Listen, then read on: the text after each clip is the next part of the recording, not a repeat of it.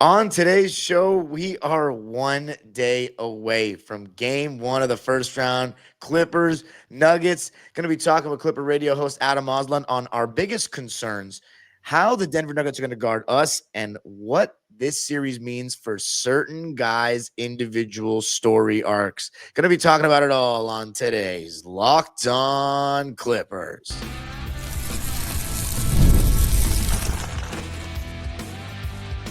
You are Locked On Clippers, your daily Los Angeles Clippers podcast. Part of the Locked On Podcast Network, your team every day.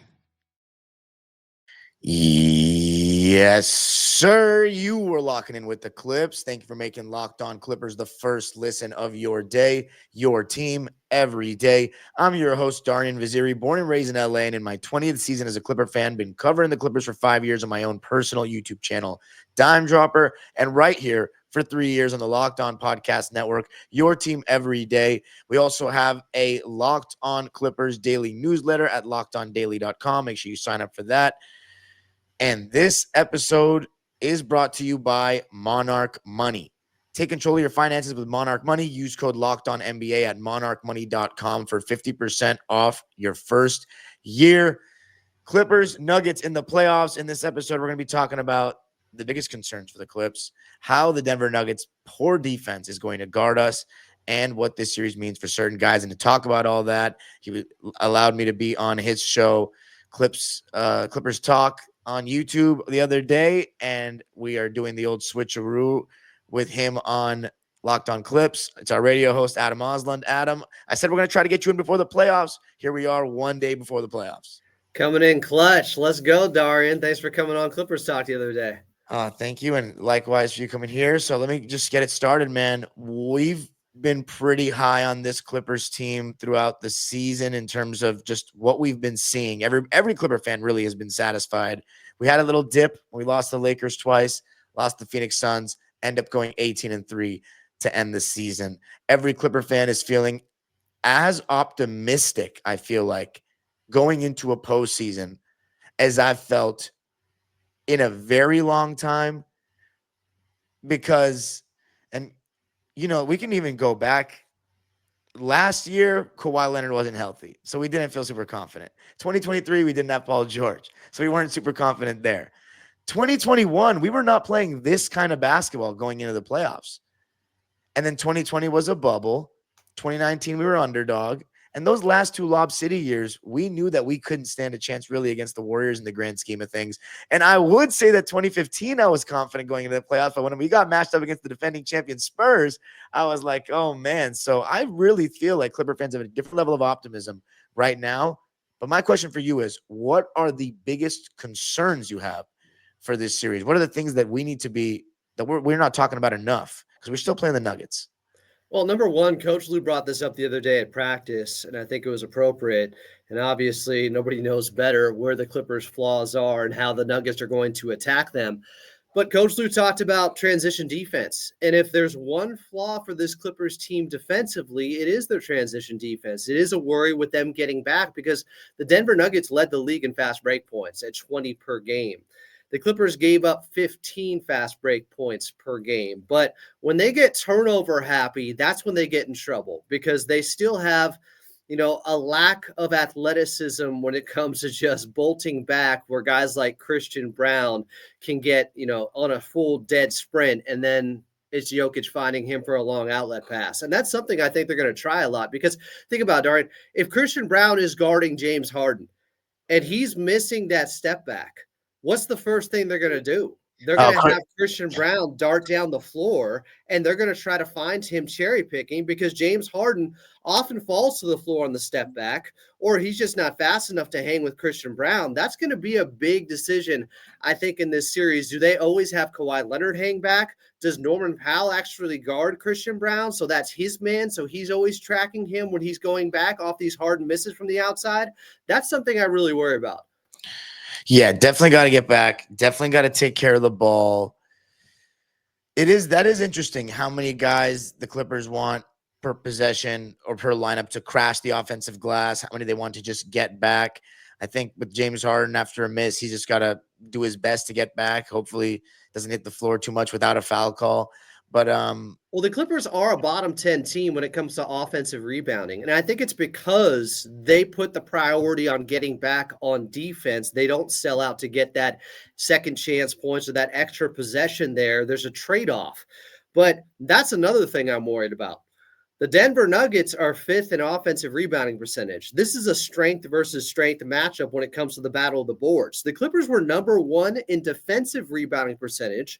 Denver was number 5 in offensive rebounding percentage. So who's going to win out there? Are the Clippers going to be able to clean up the glass and finish off possessions because that's a part of defense? They've been really good with that all season long, but Denver is adept at getting those offensive rebounds. Whoever wins out in that area is going to be huge too here.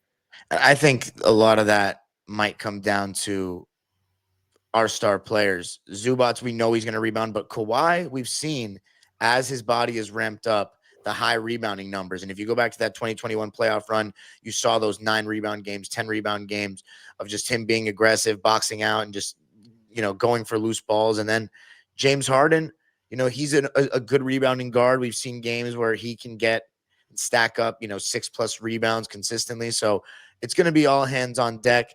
Definitely want, I'd say, Zubac and Derrick Jones Jr. crashing the offensive glass, but I wouldn't mind if everybody else got back. I mean, Chris Dunn has also shown a little bit of, coming out of nowhere for some offensive boards as well. So do you know where we are in offensive rebounding percentage by chance? They're bottom 10 in that area. Clippers, wow. They've been poor all season when it comes to offensive rebounds. I want to say they finished 22nd on the year, but it's been consistently a low point for this Clippers team or a flaw for this team. But again, outside of Zoo, I would assume.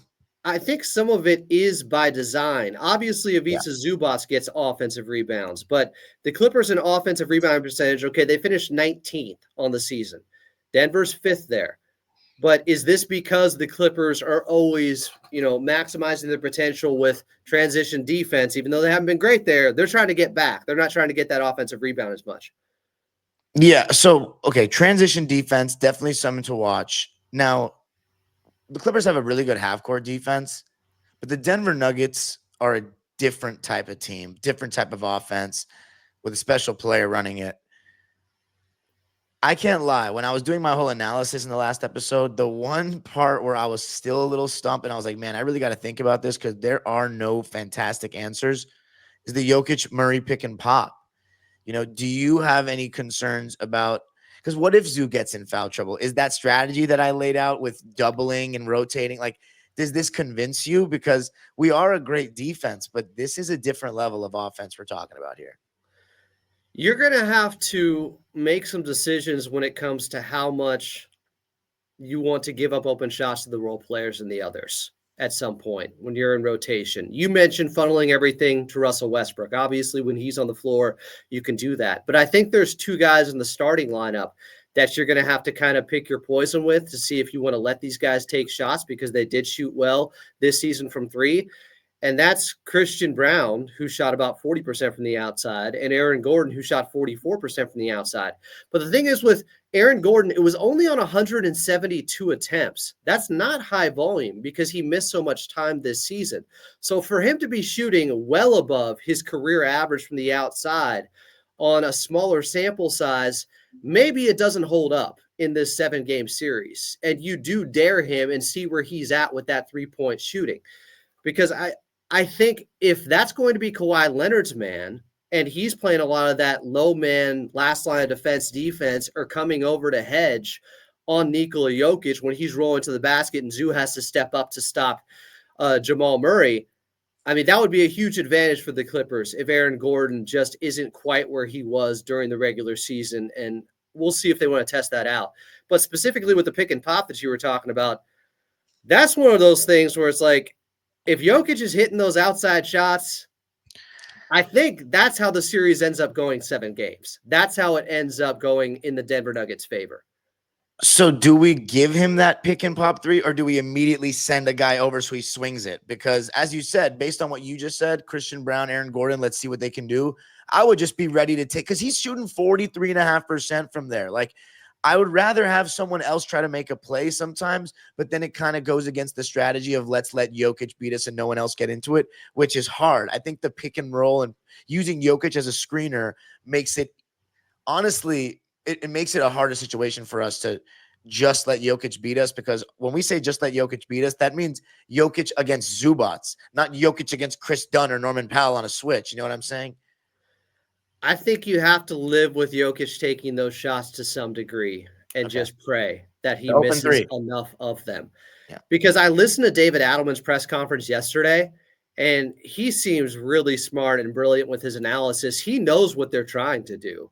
He knows exactly what they want to do, which is make Jokic the number one option at all times and have the highest usage rating in the playoffs out of anybody on any team. And just because that can wear him down too. That's what happened to Luka Doncic in that 2021 series. If you look at the shooting splits by the fourth quarter, Luka was shooting like 28% from the field because so much was on his plate. And the Clippers said, okay, if Luka can beat us, that's fine. But we're going to go with, it's going to wear him down eventually, having so much on his plate. And by the end of games, it did.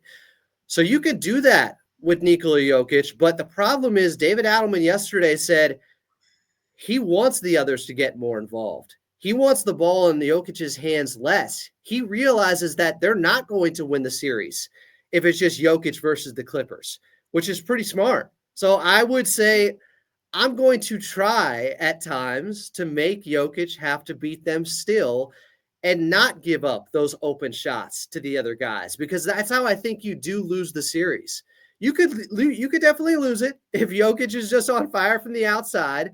But if you look at his shooting numbers from three on the season, Darian, he started the first 2 months shooting 50% from three. So he ended up, I think, around 42%. It did go down as the season went along. He wasn't that hot. It did trend downward. So as much as he is having an all-time NBA season and he has a case for MVP, I think you have to pick your poison, and I don't want to see the others burn them. In fact, David Adelman went as far back as to 2002, saying my dad in that Lakers series coaching the Kings, it was the others. It was Horty. It was Fisher. It was Fox who would burn them from three. Kobe and Shaq got theirs, but it's the others that really kill you. And he believes that it's those role players, it's the other guys that are going to help win them this series. Yeah, and okay, well, coming up, we're going to talk more about that and also how they're going to guard the Clippers. Man, so much good stuff here. Clippers, Nuggets, Saturday, Clipper Nation, Intuit Dome Plaza. I will be there. Coming up, we're going to be talking more about how they're going to guard us. I got to tell you a little something about Upwork. Scaling your business requires the right expertise at the right time. With Upwork, you can find specialized freelancers in marketing, development, design, and more. Experts ready to help you take your business to the next level.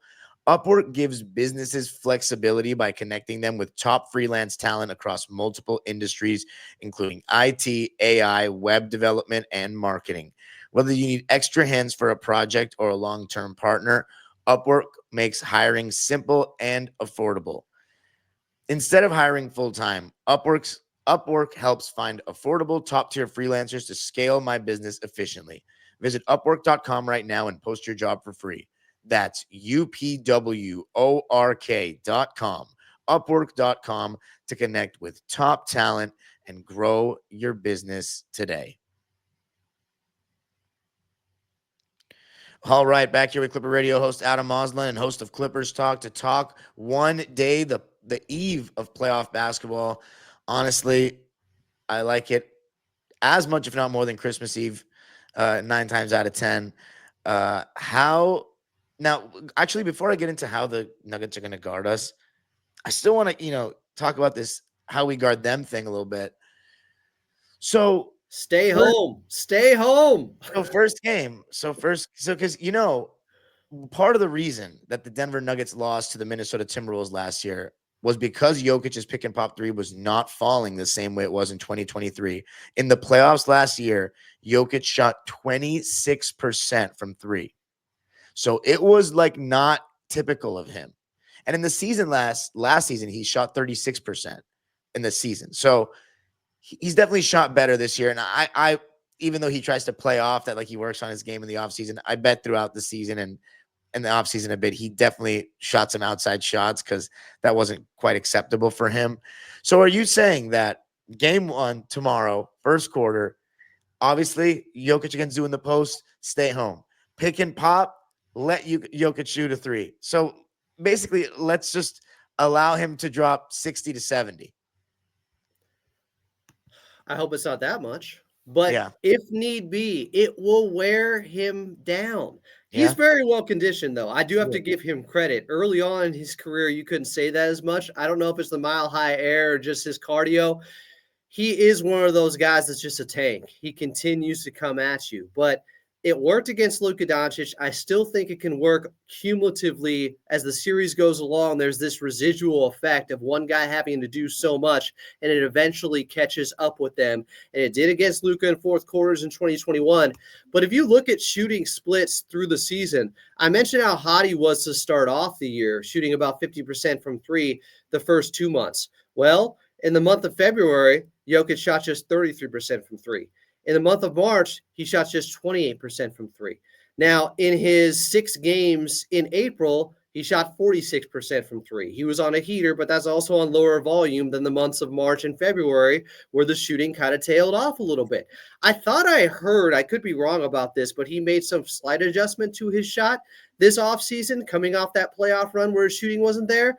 So I expect him to be better than what he shot last year. And you're right, that was one of the big reasons they lost that 20-point lead in game 7 at home to Minnesota and eventually lost that series. But I think you have to live with it, because if the other guys are getting hot from the outside, I think that's death for you. That's why the Clippers got down 0-2 in that series I referenced against Luka in 2021.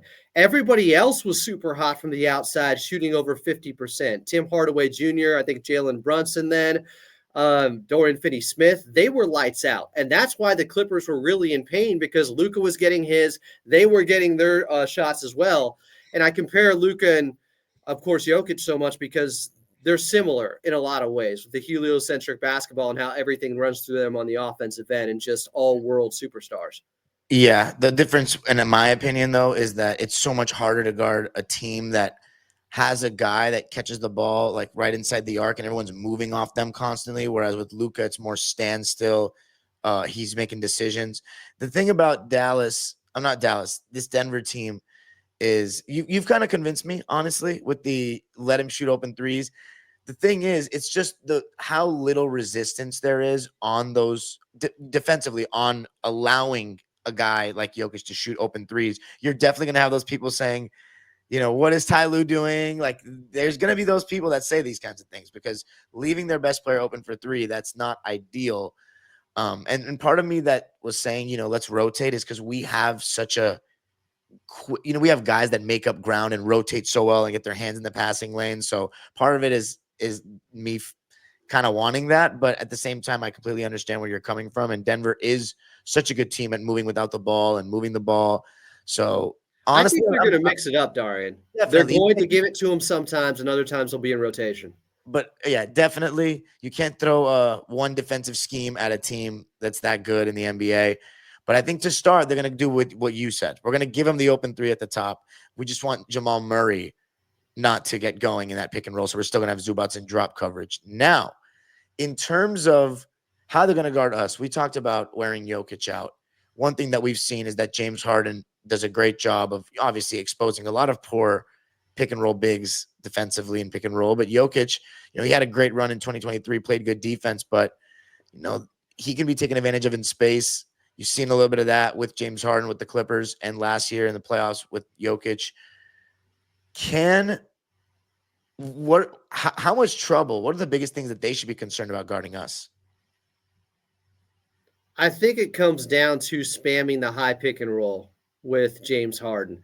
I'm guessing that is one of the biggest reasons why he's had success over the years against Jokic in head-to-head matchups. There's a lot of context that still needs to be involved with those numbers. I think he's 16-6 or something like that his career against Jokic. But 16. You have to factor in, Jokic at first was on his way up while Harden was in his prime. I saw, and I didn't cross-reference this, But somebody on the YouTube channel commented and said over the last 9 games, it's 5-4. Harden 5-4 against Jokic over that time. And that's basically since Jokic has been the MVP version of himself.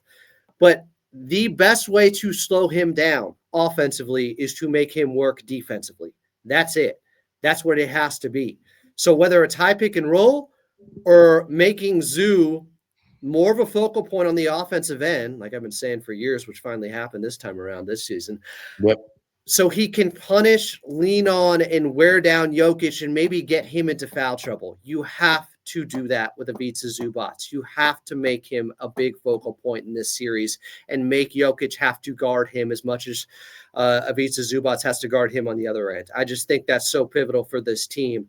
But anytime you can get Nikola Jokic on skates, which does happen, where he really can have trouble staying with smaller guys, you got to take advantage of that. You just have to go to it over and over again. So spamming pick and roll with James Harden, spamming pick and roll with putting Jokic in the action with Harden at the controls, and then posting Zoo up against Jokic. Love that, because if Jokic gets into foul trouble, they're completely screwed. But you could say a similar thing about us with Zoo to some degree. Now, how would you guard the pick and roll with James Harden and Zoo if you're them? Because they like usually sending Jokic out to the level of the screen and allowing those 4-on-3 situations. And that worked for them in the bubble against us. Or would you go drop? Because they're definitely not switching Jokic on a Harden. It's one of those two options. And yeah, I don't know. Neither think you can go drop against James Harden, to be honest. Do on the as the roller, like, yeah, that's death. I think they will try to hedge or up to touch or blitz, whatever you want to call it, and get the ball out of James's hands and try to force some turnovers that way, because the Clippers have had some really bad ones. I mean, even Kawhi in that game against the Golden State Warriors, he had 5 turnovers uncharacteristically. So that's on tape.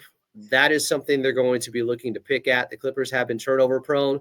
So therefore you trap a guy like James Harden and make Ivica Zubac have to beat you in the short roll, make Chris Dunn have to beat you in the short roll. Both those guys can do it. I don't know how much, they believe that they'll be able to get by enough. Like, they're living with that in the same way I think we're talking about living with staying home and Jokic taking some of those shots from the outside. I just think you have to give up something with the Clippers as well. And they're probably going to say, I don't know if Ivica Zubac can beat us 4 times in the short roll or Chris Dunn. Well, if it's a Zubac, I think will definitely beat them in the short roll. They're going to make a mistake if that's the case. I actually thinking about it, Adam. I think they might honestly try to play drop, and then whoever's guarding Chris Dunn just get ready to help on Harden's drive and have Jokic stay home with Zoo and let us pass to Chris Dunn. I would not put it past them to try that strategy, which is what kind of like what the Celtics did to the Sixers when Harden with PJ Tucker. You know what I'm saying? But they might try that. No, you're probably right, but that's likely going to be Jamal Murray then, because he's going to be on Chris Dunn. Yeah, so Jamal Murray's going to try to help and try to make Harden kick it out. I mean, yeah, he's kind of a chair, but it's still you got a guy behind you, you still got a guy in front of you. You know what I'm saying? In Harden's case, so it'll be interesting to see it.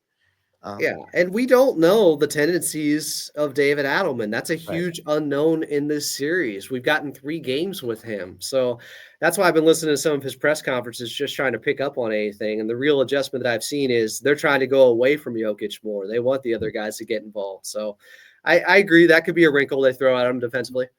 And I think a wrinkle we got to throw at them offensively is if they do run that send 2 at the ball strategy with Harden and Zoo's in the short roll, might have to put in Derrick Jones Jr. instead of Chris Dunn, because that high-low with, Zoo throwing the lob to Derrick cutting baseline is a beauty. So coming up, though, so they're going to have some problems guarding the Clippers. Coming up, though, what does this series mean for some guys? This is going to be a big-time series. Going to be talking about that coming up. I got to tell you a little something about Monarch Money. Ever check your bank account and wonder, where did all my money go? Between dining out, online shopping, and entertainment, it's easy to lose track. That's where Monarch Money comes in. Your personal CFO, giving you full visibility and control over your finances. Monarch Money isn't just a budgeting app. It's a complete financial command center. You can track all your accounts, investments, and spending in one place so you stop just managing your money and start building wealth. When I started using Monarch, I realized just how much I was spending on food delivery. Now I budget smarter and save more. Take control of your finances with Monarch Money.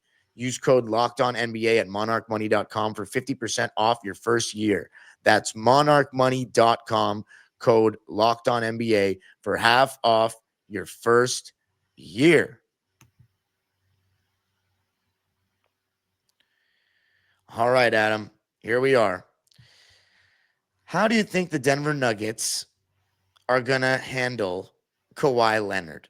Because they all keep saying Aaron Gordon, this and that. And I get it. Aaron Gordon is actually a very good guy to guard Kawhi. But what happens when we set one screen and then what are they doing? The thing is, typically when you talk about getting that switch, it's a guy making a quick move on that smaller defender like Jamal Murray or like Christian Brown. Kawhi isn't the quickest guy. So he's going to try to use his power, his force, his strength, which takes a little bit more time. Now, once he gets to his spot, it's death. It doesn't matter who is there. It's just about getting to his spots. That's what Aaron Gordon's going to try to deny. But he has been, I've said this on record, and I have a tweet. I pulled a receipt on myself at Follow Adam A. You can see it. I said this back in 2023. I do feel like he's the best defender in the Western Conference against Kawhi Leonard. And the numbers bear that out. If you go post Kawhi coming off the ACL, so the 22-23 season onward, he's been really good. And they've had some really poor games against Denver during that stretch. I mean, remember that game on a Thursday night where the Clippers just didn't show up. They were DOA, and Coach Lue didn't even play their guys in the second half on TNT because it was over. In January of 2023? Sounds right. That was one of the biggest abominations in the history of my fandom. Yeah, they've had some rough ones against Denver, but partially it's because Aaron Gordon has been so good against Kawhi. Here's the thing, though. Aaron Gordon, and I talked to Harrison Wynn from DNVR Sports Network in Denver yesterday. Everybody is saying part of the reason they're 21st defensively on the season, the Denver Nuggets, is because Aaron Gordon hasn't been the same on that end. That nagging calf injury that he's had has really slowed him down. Where'd you say they were again? Sorry. 21st in defensive rating this season, the Denver Nuggets. And they're reference, also 21st the last 21 games, the last 25% of the season heading into this series. So they've consistently been bad on that end. And people point to Aaron Gordon not looking the same. Now, as of late, they're saying he's been moving better and he can gut it out, and it's a playoff series. He's got to get up for that. But I don't think he's in peak form defensively. So Kawhi should have a better chance against him. And while people reference that 2019 series in the first round when Kawhi was with Toronto and Aaron Gordon was with the Magic, I just don't put a lot into that Aaron Gordon. That was a different version of him. He's totally bought into being a role player in Denver. People are referencing that series in what way? Yeah, they're like, oh, Kawhi cooked him and he shot 56% from the field or whatever it was against Aaron Gordon in that series. Different Aaron Gordon back then was trying to be a 1 or 2 option. It also was a different Kawhi, respectfully, I think, a little bit. Sure. But you know what else David Adelman said yesterday at his press conference? He believes this version of Kawhi is the same as that Toronto Raptors version. He said his fluidity specifically looks as good as it has looked since 2019. He had very high praise for how Kawhi is moving out there right now. And it does make sense. It looks like he's at his lightest since he's been a Clipper. Since he's been a Clipper, he definitely looks like he's been his lightest since he's been a Clipper. Do you think he's moving quicker than 2020 Kawhi, though? Because I don't think, if you look at the clips, I just feel like he's moving a little quicker. The dunk on Daniel Tice here in LA when Tice was with Boston, I've gone back and watched that and the first step he had then, and I agree with you. I think he was moving quicker then, but there have been moments since he came back, and I think that's what the difference, the main difference is. How consistently can you have that burst? Exactly. And it's not like I'm even knocking Kawhi that much because look at what he's been through with his body. Like it makes sense because I don't know, with Toronto, he's just moving really like the quick twitch in his moves is just a little bit different. Like he's blowing by dudes consistently. But that being said, though, you almost can't really tell in terms of the efficiency because he's so good at shooting the ball and getting to his spots regardless. But it's kind of just an eye test thing. You know what I mean? When you see him looking like that. No, he's refined his shot so much. He's more dialed in than ever. And that speaks to his work ethic because every time he comes back, it looks like he's more efficient on the offensive end. He's more money and cash in the mid range. Do you think, how confident are you that there won't be like even one game where he needs to like rest his knee or something, that he's going to make this whole series? Because we're literally here, Adam. Like, we've talked about this you even talk about the Clippers even more than I do. Every single day of every single year is, can we get to this moment? And here we are a day before. And it seems like every Clipper fan is on the same page. If we could just get through it, the series with them healthy, we live with the results. We have a little closure in ways. And Kawhi has been talking about his goal being just getting to the offseason healthy this time. And so he can train the way he wants to because he's been doing so much rehab stuff. My concern level is always high, and it's because of what happened last season in particular. He made it 68 games. There was no warning. There were no warning signs, and all of a sudden his right knee flared up after that game in Charlotte where he looked really good and had a couple of blow-bys against Miles Bridges for big dunks in that game. So it came out of nowhere. And the difference is it's not just the minutes played that are going to be higher in a playoff series. It's the level of intensity. Yep. It's how much more taxing those minutes are. Now, as much as I am concerned, as much as you're always going to be on pins and needles, you just never know. It is at least encouraging that his last few games, he went well over 40 minutes. He played 47 minutes in that game to get into overtime against the Golden State Warriors, and he came out of that feeling good. And the fact that the big adjustment for him, it sounds like, with all the stuff they're doing to try to mitigate any issues with his right knee, is just not being able to train as hard. He talked about when he first came back, the efficiency, especially in the mid-range, wasn't there. And it was a little bit concerning to me because I was like, well, this is his bread and butter. If that's not there, we got problems. But what he said was he's basically getting his rhythm and his timing back in game instead of being able to do it while training. He's doing it live on the fly in games to get to that point, to build up that muscle memory with his mid-range, with his floater and all these things. And so by game 20 or whatever it was he got to this year, all of a sudden it really started to click in.